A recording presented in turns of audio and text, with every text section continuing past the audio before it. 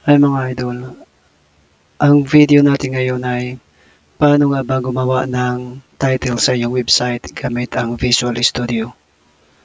Una, punta tayo sa ating Visual Studio Code.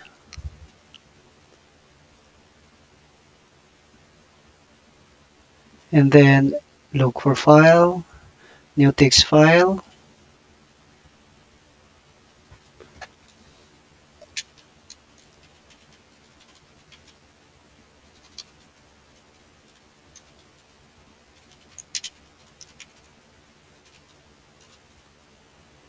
And then, HTML tag. Head. And then, title tag.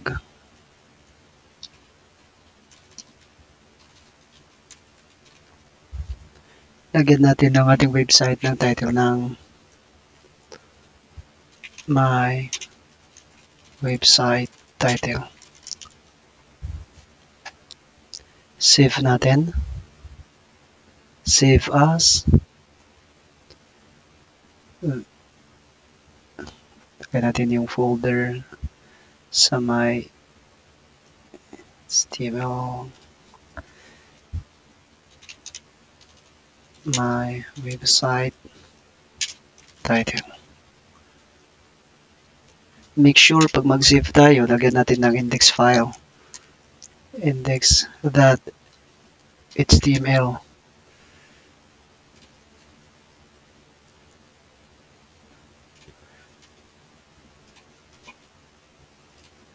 Tignan natin kung nagana ang ating website.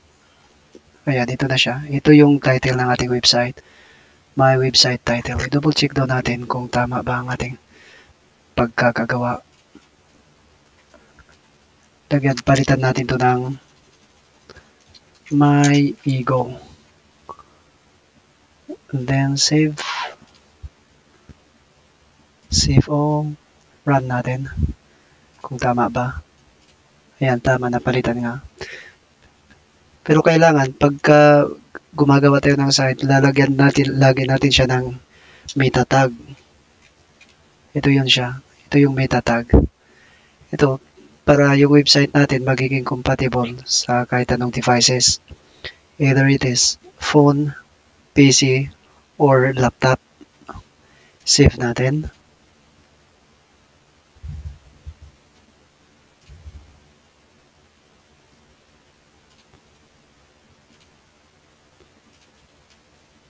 Double check natin.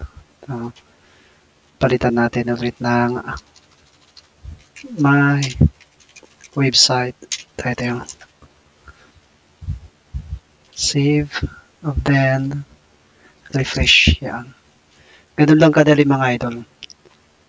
Maraming salamat.